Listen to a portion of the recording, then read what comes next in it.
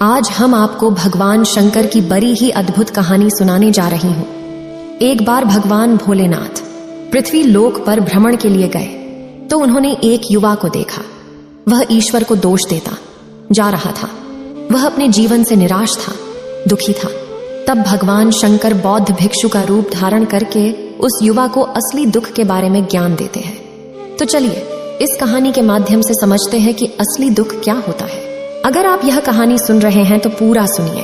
इस कथा को आधा अधूरा छोड़कर जाने की गलती मत करिएगा, क्योंकि इस पवित्र कथा को पूरा सुनने से मनचाहा फल की प्राप्ति होगी। इसलिए इस कथा को पूरा सुने। आप शिव भक्त हैं तो भोलेनाथ का अनादर ना करें। सुख और दुख एक ही सिक्के के दो पहलू हैं। ये बात तो आपने सुनी ही होगी। सुख और दुख हमारे जीवन में लगातार आते ही रहते हैं और हमें लगता है कि हमारे जीवन में हजारों दुख हैं, हजारों समस्याएं हैं। लेकिन अगर आप वास्तविक तौर पर देखें, अगर आप इस बात को अच्छी तरह से समझें, तो आप ये समझ पाएंगे कि हमारे जीवन में केवल एक ही दुख होता है। और दुख क्या है वो हम इस कहानी के माध्यम से जानेंगे। और उस दुख का निवारण, उस दुख का समाधान क्या है, वो भी हम इस कहानी में ही जानेंगे। तो इस कहानी के अंत तक जरूर बने रहिए। एक समय की बात है, एक गांव में एक व्यक्ति रहता था। उसका नाम सोनू था। वह बड़ा आलसी था और अपने जीवन से बहुत निराश था। और उसका कारण यह था कि उसने अब तक अपने जीवन में कुछ भी हासिल नहीं किया था। वह कुछ भी नहीं करता था। उसके घर वाले भी इस बात से बहुत परेशान रहते थे। वे चाहते थे कि वे बाहर जाकर कुछ अच्छा काम करें, कोई अच्छी नौकरी कर ले, लेकिन वह उनकी एक नहीं सुनता था। उसके घर वाले दूसरों का उदाहरण देकर उसे ताने मारते थे, उसे तरह तरह की बातें कहते थे, लेकिन उसे कोई फर्क नहीं पड़ता था। जबकि उसके सारे मित्र कामयाब हो चुके थे। कोई अच्छा व्यापार कर रहा था तो कोई अच्छी नौकरी कर रहा था, जिस कारण जब भी वो लोग मिलते तो वे लोग अपनी बढ़ चढ़कर बड़ाई किया करते।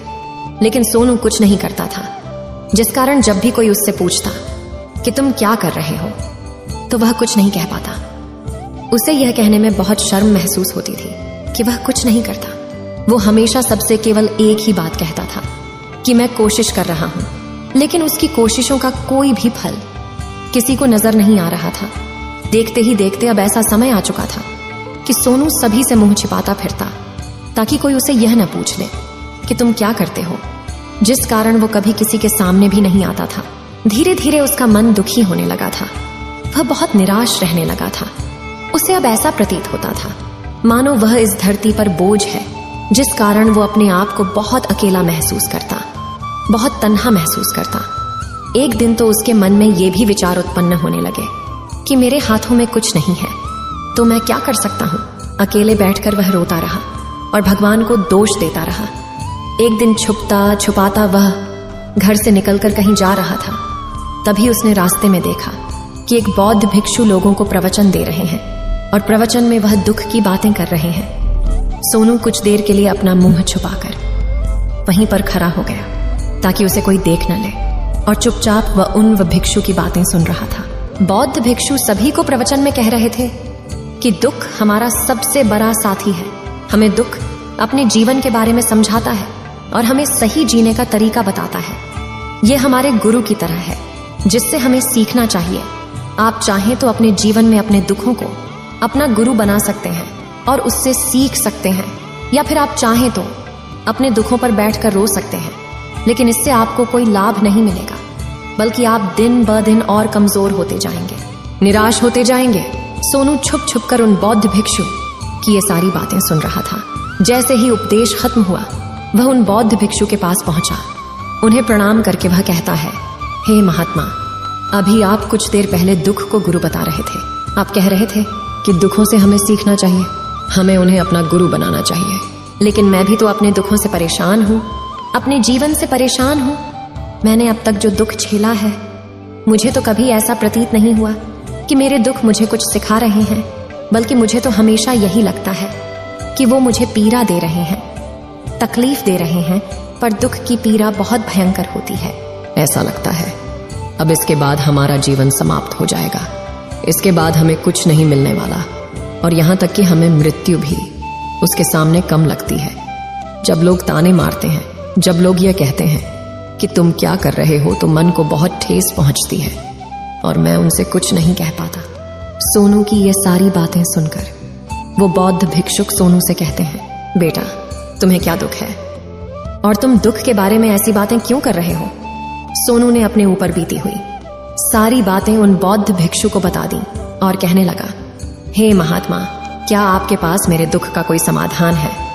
सोनू की यह बात सुनकर वो बौद्ध भिक्षु मुस्कुराने लगे और सोनू से कहते हैं, बेटा जब तुम्हारे जीवन में कोई असली दुख आए तब तुम मेरे पास आना, मैं इसका समाधान तुम्हें अवश्य बताऊंगा। उन बौद्ध भिक्षु की यह बात सुनकर सोनू थोड़ा सा अचरज में पड़ गया। उसे यह समझ नहीं आ रहा था कि क्या उसने अब तक जो दुख झेला है वह असली दुख नहीं है। उसने जो अब तक पीड़ाएं सही हैं, जो ताने सहे हैं, जो तकलीफें उठाई हैं, क्या वह असली दुख नहीं है?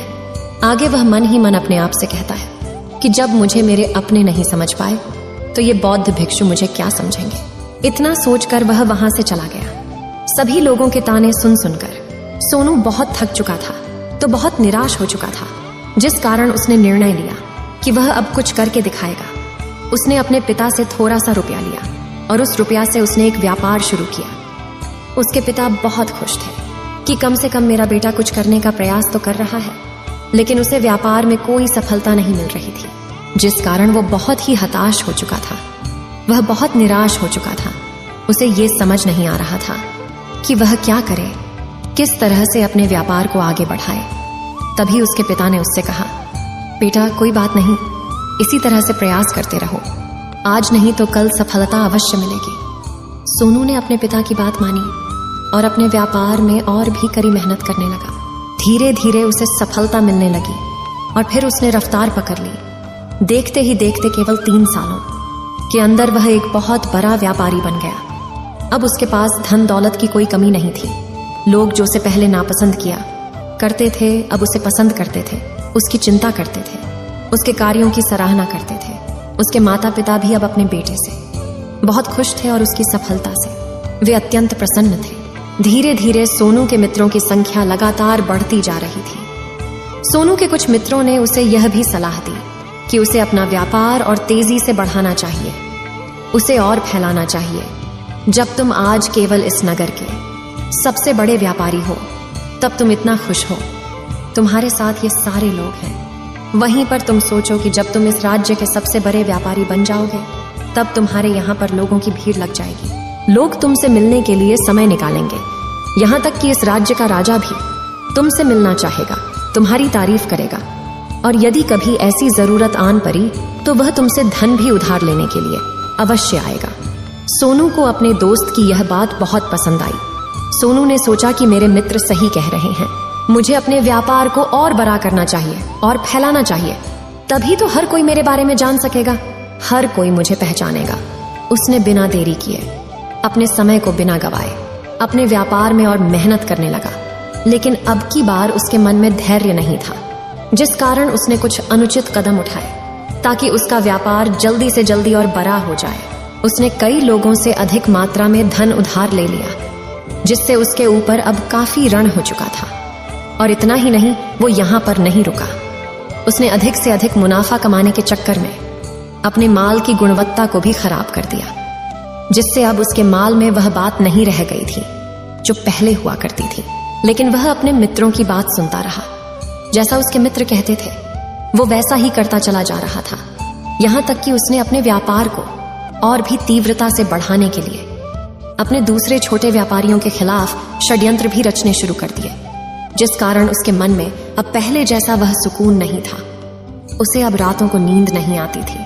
वह केवल एक ही विचार में लगा रहता था कि किस तरह से उसका व्यापार पूरे राज्य में फैल जाएगा और वह इस राज्य का सबसे बड़ा व्यापारी बन जाएगा, जिस कारण वह दिन रात केवल इसी मेहनत में लगा रहता, वह किसका व्यापार जल्दी से जल्दी और बड़ा हो जाए। हालांकि उसके पास अब सब कुछ था, धन दौलत, अच्छा घर, गाड़ियां, नौकर चाकर, सभी सुख सुविधाएं। लेकिन उसके बावजूद भी वह उन चीजों का लाभ नहीं उठा पा रहा था, क्योंकि उसका पूरा ध्यान केवल अपने व्यापार को और उन्नति पर ले जाना था। एक दिन सोनू अपने रथ पर बैठकर एक मार्ग से होकर गुजर रहा था। तभी रास्ते में उन्हें गुरुवर का आश्रम पड़ा। ये देखकर वह उन बौद्ध भिक्षु के पास गया और बौद्ध भिक्षु से कहने लगा, हे हे महात्मा, आपने कहा था कि जब मेरे जीवन में कोई असली दुख आए तब मैं आपके पास आऊं। इस कारण मैं यहाँ पर आया हूँ। आज मैं बहुत दुखी हूँ। मैं रातों को सो नहीं पाता। मेरे पास सब कुछ होते हुए भी मैं उनका लुत्फ नहीं उठा पाता। उसने अपनी सारी बातें एक एक करके उन बौद्ध भिक्षु को बता दी। तभी वह बौद्ध भिक्षु सोनू से कहते हैं, बेटा, जब तुम पहली बार आए थे तब भी तुम बहुत दुखी थे, लेकिन तब तुमने अपने दुख से क्या सीखा था? इसके जवाब में सोनू उन बौद्ध भिक्षु से कहता है, हे महात्मा, जब मैं अपने जीवन में कुछ नहीं कर पा रहा था तब मैंने अपने दुखों से यह सीखा था कि केवल सोचने मात्र से कुछ नहीं होगा। उसके लिए हमें कुछ करना भी पड़ेगा, और केवल कोई कर्म करना ही हमें सफल नहीं बनाता, बल्कि उस कर्म को उसके अंजाम तक पहुंचाना हमें सफल बनाता है। फिर चाहे रास्ता कैसा भी हो, फिर चाहे परिस्थितियां कैसी भी क्यों ना हो, फिर चाहे कितनी ही बाधाएं आपके रास्ते में क्यों ना आ जाएं, चाहे ऐसा क्यों ना लगने लगे कि अब आपके जीवन में कुछ नहीं बचा और आप कुछ नहीं कर सकते, तब भी हौसला बनाए रखो, उम्मीद न छोड़े और अपने कार्य पर डटे रहो, यह सोचकर कि जब तक मैं अपने कार्य को सफल नहीं कर लेता, जब तक मैं अपने लक्ष्य तक नहीं पहुंच जाता, तब तक मैं इस कार्य को करता रहूंगा। मैं इस कार्य में अवश्य सफल होकर ही रहूंगा। जबकि बाकी लोग केवल सफल लोगों को महत्व देते हैं, उनके कर्मों को नहीं। सोनू की ये सारी बातें सुनकर वह बौद्ध भिक्षु मुस्कुराने लगे और इस सोनू से कहते हैं, बेटा, जब तुम्हारे जीवन में असली दुख आए तब तुम मेरे पास आना, मैं तुम्हारी समस्या का समाधान अवश्य करूंगा। इतना कहकर वह बौद्ध भिक्षु वहां से उठकर चले गए। सोनू एक बार फिर से उनकी ये बातें सुनकर आश्चर्यचकित रह गया। उसे अब यह समझ नहीं आ रहा था कि क्या उसने जो दुख देखा है, उससे जो तकलीफें अब तक सही हैं, क्या वह असली दुख नहीं है? उसके मन में अब एक सवाल उत्पन्न होने लगा कि असली दुख क्या है और इसकी पहचान क्या है, और मुझे कैसे पता चलेगा कि इस समय में असली दुख मैं हूं। लेकिन उसने कुछ नहीं कहा। वह यह सब सोच ही रहा था कि तभी वह बौद्ध भिक्षु सोनू के पास एक बड़ा सा घड़ा लेकर पहुंच जाते हैं। उस घड़े के अंदर सोने के सिक्के थे। उस घड़े को देते हुए वह बौद्ध भिक्षु सोनू से कहते हैं, बेटा, तुम इसे उस पैर के नीचे दबा दो, क्योंकि ये मेरे किसी काम का नहीं है। जब मुझे इसकी जरूरत पड़ेगी तब मैं वहां से खोद कर इसे निकालूंगा, लेकिन अभी के लिए इसे वहां पर मिट्टी के नीचे दबा दो। सोनू ने उस बौद्ध भिक्षु की बात मान ली और वो घड़ा उस पैर के नीचे जाकर मिट्टी में दबा दिया। इतना करके वह गुरुवर को प्रणाम करता है और वहां से वापस अपने घर की ओर लौट जाता है। धीरे धीरे समय बीतता गया। समय के साथ साथ सोनू व्यापार में और भी ज्यादा उन्नति कर चुका था, लेकिन माल की गुणवत्ता अच्छी न होने के कारण अब उसके व्यापार में घाटा होने लगा। और धीरे धीरे ऐसा समय आया कि उसका व्यापार पूरी तरह से चौपट हो गया। अब उसके पास कुछ नहीं बचा था, बल्कि उसने जो कर्जे लिए थे वो कर्जे भी अब उसे चुकाने थे। लेकिन वह तो यह सोचकर निश्चिंत था कि उसने जो कुछ भी कर्जे लिए हैं वो कर्जे उसने अपने मित्रों से लिए हैं, जिस कारण वह उन्हें लौटाने में थोड़ी देर अवश्य कर सकता है। वह तो यह सोच रहा था कि उसके मित्र उसका बुरे समय पर साथ देंगे, लेकिन सबसे पहले उसके मित्र ही उसे अपना कर्ज वापस लौटाने की मांग करने लगे। तब सोनू को एहसास हुआ कि कोई भी अपना नहीं है। उसने अपने मित्रों से उस कर्ज को लौटाने के लिए थोड़ी सी मोहलत मांगी, लेकिन सोनू के किसी भी मित्र ने उसे कर्ज लौटाने के लिए वह मोहलत नहीं दी, बल्कि वे लोग उसे जान से मारने की धमकी देने लगे। अपने मित्रों के मुंह से यह सब सुनकर सोनू बहुत ही आश्चर्यचकित रह गया। वह जो कुछ सोच रहा था सब कुछ उल्टा पड़ गया। जिस व्यापार के चलते उसके इतने मित्र बने थे, इतने शुभ चिंतक बने थे, वे सब उससे दूर जाने लगे थे। हर कोई उससे पीछा छुड़ाना चाहता था, कोई भी उसका साथ नहीं देना चाहता था। धीरे धीरे उसकी सारी संपत्ति नीलाम हो गई। अब उसके पास कुछ नहीं बचा था। वह सड़क पर आ चुका था। उसने हार मानकर अपने माता पिता से कहा, पिताजी, मेरी मदद कीजिए, मेरे ऊपर बहुत ऋण है, मुझे उसे लौटाना है, कृपा करके मुझे थोड़ा सा धन दे दीजिए। इस पर सोनू के पिता ने सोनू से कहा, बेटा, मेरे पास तो ले देकर बस यही एक छोटा सा घर है। अगर ये अभी मैं तुम्हें दे दूं, यदि मैं इसे भी बेच दूं, तो मैं और तुम्हारी माँ कहाँ रहेंगे? हमें भी दर दर की ठोकरें खानी पड़ेगी, हमें भी सड़कों पर भीख मांगनी पड़ेगी। ले देकर अब हमारे पास केवल यही संपत्ति बची है, इसलिए मैं तुमसे क्षमा मांगता हूं। अपने माता पिता के मुख से यह सुनकर सोनू चुपचाप वहां से चला गया और मन ही मन वह सोच रहा था कि अब मेरे पास कुछ नहीं बचा। जो था वह तो सब लुट गया, बर्बाद हो गया। अब मैं जीकर क्या करूंगा? अब मेरे पास केवल एक ही रास्ता है जिससे मैं अपने कर्जदारों से अपना पीछा छुड़ा सकता हूं। यह सोचता हुआ वह एक ऊंची पहाड़ी की ओर पहुंचा। वह पहाड़ी पर चढ़ता ही जा रहा था कि तभी उसे याद आया कि उन बौद्ध भिक्षु ने कहा था कि जब तुम पर असली दुख आए तभी तुम मेरे पास आना, मैं तुम्हारी समस्या का समाधान अवश्य करूंगा। यह सोचकर सोनू के मन में एक बार फिर उम्मीद की। वह लहर दौड़ पड़ी। सोनू तुरंत दौड़ता हुआ उन बौद्ध भिक्षु के पास पहुंचा और सोनू ने उन्हें प्रणाम करके अपने ऊपर बीती हुई हर एक बात उन्हें बता दी और कहने लगा, हे महात्मा, आपने कहा था कि जब मेरे ऊपर असली दुख आएगा तब आप उसका समाधान अवश्य करेंगे। तभी वह बौद्ध भिक्षु सोनू की इस बात को सुनकर मुस्कुराने लगे और कहते हैं, बेटा, कहाँ है असली दुख? जब तुम्हारे जीवन में असली दुख आएगा तो मैं उसका समाधान अवश्य करूंगा। उन बौद्ध भिक्षु के मुख से यह सुनकर सोनू के सब्र का बांध टूट गया और सोनू ने उन बौद्ध भिक्षुओं से कहा, हे महात्मा, आखिरी असली दुख क्या होता है? क्या मैंने आज तक जो भी दुख झेला है, जो भी तकलीफें आज तक मैंने सही हैं, क्या ये दुख नहीं है? क्या इसे दुख नहीं कहते? तभी वो बौद्ध भिक्षु सोनू से कहते हैं, बेटा, पहले तुम मुझे ये बताओ कि तुमने अपने दुख से क्या सीखा है। इसका जवाब देते हुए सोनू उन बौद्ध भिक्षु से कहता है, हे महात्मा, मैंने तो यही देखा है कि जो लोग तुम्हारी तरक्की में तुम्हारा पीछा करते हैं, तुम्हारे साथ जुड़ते हैं, वो लोग तुम्हें अवश्य धोखा देंगे, क्योंकि ऐसे लोग बुरे समय पर तुम्हारा साथ नहीं देने वाले, बल्कि तुम्हारा फायदा उठाने का ही वह प्रयास करेंगे।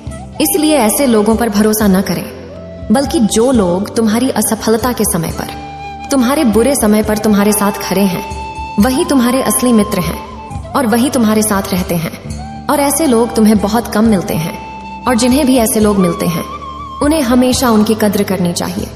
आगे सोनू उन बौद्ध भिक्षु से कहता है कि जब तुम कोई कार्य कर रहे हो तो उसे पूरी ईमानदारी से करो, धैर्य रखो, लालच न करो और अपने लक्ष्य तक पहुंचने के लिए किसी के लिए भी कोई षड्यंत्र न रचो, क्योंकि ऐसा करने से तुम्हारे साथ ही बुरा होगा और तुम्हें हमेशा नुकसान में रहोगे। सोनू की ये सारी बातें सुनकर बौद्ध भिक्षु उस पैर के पास पहुंचे। उन्होंने गड्ढा खोदा और वह घड़ा निकालकर उस सोनू के हाथ में थमा दिया, जिसमें सोने के सिक्के भरे हुए थे। वह घड़ा सोनू के हाथ में थमाते हुए उन बौद्ध भिक्षुओं ने कहा, लो इसे पकड़ो, और जब तुम्हारे जीवन में असली दुख आए तब तुम मेरे पास आना, मैं इसका समाधान अवश्य करूंगा। सोनू अब भी बड़ी अचरज में था। उसे यह समझ नहीं आ रहा था कि आखिर ये असली दुख है क्या, लेकिन उसने अपने हाथों में पड़े हुए उस घड़े को देखा जिसके अंदर सोने के सिक्के थे। ये देखकर उसे मन ही मन ये लगा कि चलो, अब तो थोड़ी सी राहत अवश्य हो जाएगी। मैं अपने मित्र का वो कर्ज लौटा सकूंगा और एक नया व्यापार भी फिर से आरंभ कर सकूंगा। जिस कारण उसने उन बौद्ध भिक्षुओं को प्रणाम किया, उनका धन्यवाद किया और वहां से चल पड़ा। सोनू ने उस सोने के सिक्कों से सभी का कर्जा लौटा दिया और अपने लिए एक बार फिर से नया व्यापार शुरू किया। व्यापार छोटा था, लेकिन अब की बार सोनू बहुत खुश था। उसने पूरी ईमानदारी, मेहनत और लगन के साथ अपने व्यापार पर काम किया और देखते ही देखते एक बार फिर से वह एक बड़ा व्यापारी बन गया। लेकिन अब की बार वो बहुत खुश था, क्योंकि इस बार उसने कोई लालच नहीं की, न ही किसी के लिए षड्यंत्र रचा, बल्कि उसने पूरी ईमानदारी और मेहनत के साथ अपने व्यापार पर काम किया। लेकिन जैसे जैसे आप धनी होते जाते हैं, जैसे जैसे आप अमीर बनते जाते हैं, आपके मन में एक डर और उत्पन्न होने लगता है, और वह अपनी दौलत को न खो देना, जिस कारण आप लोग दान करना शुरू कर देते हैं, पुण्य करना शुरू कर देते हैं, लोगों की मदद करते हैं, ताकि आपके जीवन में कभी कोई दुख ना आए। लेकिन यह जीवन सुख और दुख का संगम है, जिस कारण हर किसी को सुख और दुख से होकर गुजरना ही पड़ता है। इसी वजह से एक बार फिर से सोनू के जीवन में एक और दुख उत्पन्न हुआ। अब की बार उसके माता और पिता दोनों की मृत्यु हो गई। सोनू अपने माता पिता से बहुत प्रेम करता था, जिस कारण उसके मन को बहुत गहरा आघात पहुंचा। जब आखिरी बार वह उन्हें देख रहा था तो उसके मन में हजारों सवाल उत्पन्न होने लगे। वह अपने घर लौटा। घर लौटकर उसने देखा कि जिस संपत्ति के लिए वह हमेशा लड़ते झगड़ते रहते थे, आज उसकी देखभाल के लिए कोई नहीं था। उसके माता पिता ने जो भी मेहनत की, जो भी अपने जीवन में इकट्ठा किया, सब यही रह गया। लेकिन अब सब कुछ खत्म हो चुका था और सोनू का मन अब बहुत बेचैन हो रहा था। उसके मन में हजारों सवाल उत्पन्न हो रहे थे और वह अपने आप को बहुत अकेला महसूस कर रहा था। उसे बहुत खाली सा महसूस हो रहा था। उसने इधर उधर देखा लेकिन उसे कुछ समझ नहीं आया। तभी उसे उन बौद्ध भिक्षु की याद आई। वे तुरंत ही भागा भागा उन बौद्ध भिक्षु के पास पहुंचा। उसे देखते ही उन बौद्ध भिक्षु ने सोनू से सवाल किया और कहा, क्या बात है बेटा, क्या कोई फिर से दुख आन पड़ा है? तभी सोनू ने कहा, नहीं गुरुदेव, अब तो सब ठीक है, लेकिन आज मेरे माता पिता की मृत्यु हो गई और मैं बहुत अकेला महसूस कर रहा हूँ। मैं बहुत दुखी महसूस कर रहा हूँ, जैसे कुछ खाली सा है, जैसे कुछ अकेलापन सा। तभी वह बौद्ध भिक्षु सोनू से कहते हैं, बेटा, इसमें दुखी होने वाली बात क्या है? यह तो जीवन है, एक दिन तो सभी को जाना है। यहाँ पर कोई भी रहने नहीं आया और ना ही कोई रहेगा। हम सब एक न एक दिन मृत्यु को प्राप्त हो ही जाएंगे और मृत्यु कब आएगी ये किसी को नहीं पता। हो सकता है कि तुम्हारी मृत्यु कल ही हो जाएगी या फिर आज और अभी। यह सुनकर सोनू आश्चर्यचकित रह गया। उसने उन बौद्ध भिक्षु से कहा, हे महाराज, आप ये क्या कह रहे हैं? मैं तो अभी जवान हूं और मुझे तो अभी अपनी पूरी उम्र जीना है। मैं तो जीना चाहता हूं, कुछ करना चाहता हूं, और आप कह रहे हैं कि मैं कभी भी मृत्यु को प्राप्त हो सकता हूं। इस पर वो बौद्ध भिक्षु सोनू से कहते हैं, बंदे, इस भ्रम में मत रहना कि मृत्यु केवल बूढ़े को आती है। बूढ़ों के सामने तो उनके जवान बच्चे तक मर जाते हैं। मृत्यु कभी किसी की उम्र देखकर नहीं आती और ना ही किसी को बताकर आती है। उन बौद्ध भिक्षु के मुख से ये सारी बातें सुनकर सोनू और भी ज्यादा बेचैन हो गया और वो चुपचाप वहां से चला गया। उसके मन का वो खालीपन अब भी वैसे ही था। वह भी अपने आप को बहुत अकेला महसूस कर रहा था। उसके बाद से उसका मन अपने व्यापार में भी नहीं लगता। जब भी वह कोई कार्य करता तो उसके मन में ढेर सारे प्रश्न उठने लगते हैं। वो क्या कर रहा है, क्यों कर रहा है, और उसने इस कार्य को क्यों किया? उसके मन में अब एक और प्रश्न उत्पन्न होने लगा था, क्या हम यहाँ पर केवल इसीलिए आते हैं कि इस जीवन को भोगे और एक दिन मृत्यु को प्राप्त हो जाए? वह यह समझ नहीं पा रहा था कि जीवन का असली मतलब क्या है। उसने कई विद्वानों से पूछा, अपनी तरफ से जो मुमकिन हो सकता था खोजबीन की, लेकिन उसे कोई भी जवाब नहीं मिल पा रहा था। और जब उसे कोई जवाब नहीं मिला तो उसका दुख और भी बढ़ गया, जिस कारण उसके मन की बेचैनी और भी बढ़ चुकी थी और उसे यह समझ नहीं आ रहा था कि वह क्या करे, कहाँ जाए, किससे पूछे। तभी उसे फिर से उन बौद्ध भिक्षु की याद आई। वे एक बार फिर से उन बौद्ध भिक्षु के पास पहुंचा और उसने अपने मन की सारी बातें उन गुरुवर को बता दी।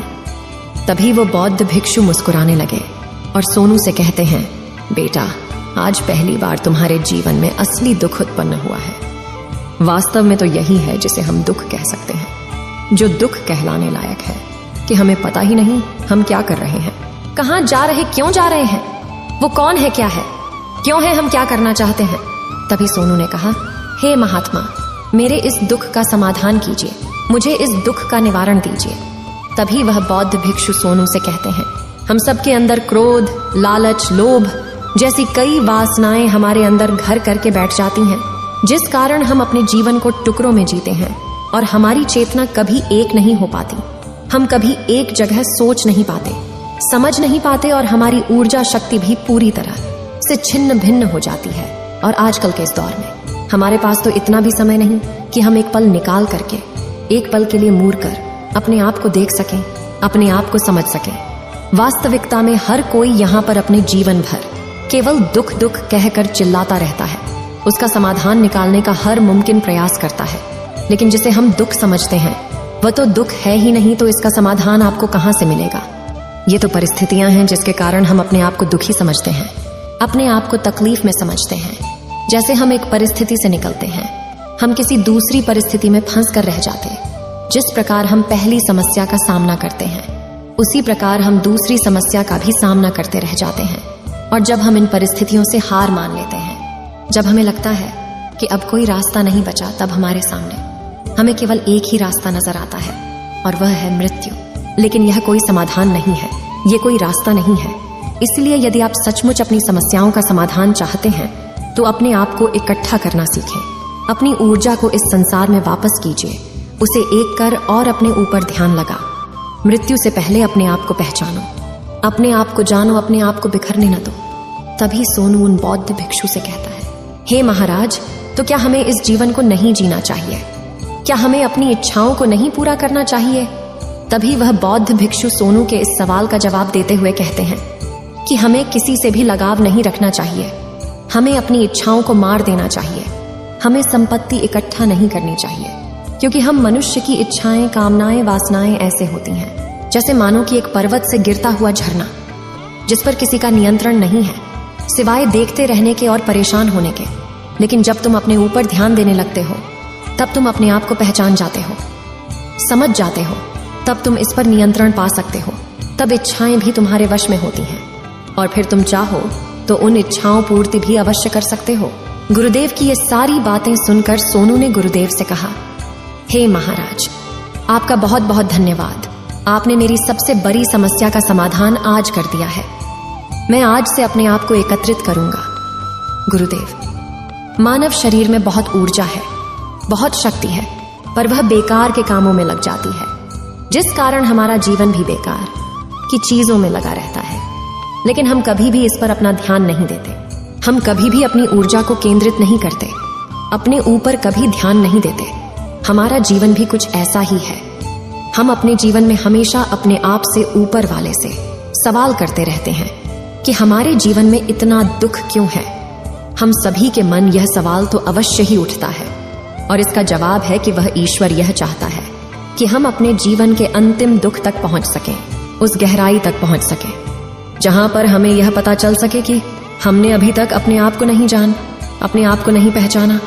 मानव शरीर के अंदर जो ऊर्जा है, जो शक्ति है, उसके बारे में हम अभी तक नहीं जानते। हम अपने आप को चाहे तो एकत्रित कर सकते हैं, अपने आप पर नियंत्रण पा सकते हैं, लेकिन हम अपनी इस ऊर्जा का बेअर्थ उपयोग करते रहते, व्यर्थ की चीजों में लगा देते, जिस कारण हम अपने आप को कभी नहीं पहचान पाते और ना ही कभी अपने आप पर नियंत्रण पा सकते हैं। लेकिन यदि आप अपने आप को जानना चाहते हैं, अपने आप को पहचानना चाहते हैं, तो पहले आपको खुद को एकत्रित करना होगा, अर्थात ध्यान लगाना होगा। ध्यान से ही आप अपने दुखों की उन समस्याओं का समाधान निकाल सकते हैं और तभी आप अपने आप को पहचान सकते हैं, जान सकते हैं और अपने जीवन के हर दुखों का समाधान भी कर सकते हैं। इस वीडियो को बोलते समय कोई त्रुटि हो तो मैं क्षमा चाहती हूँ। उम्मीद है आप सभी को यह वीडियो अच्छी लगी होगी।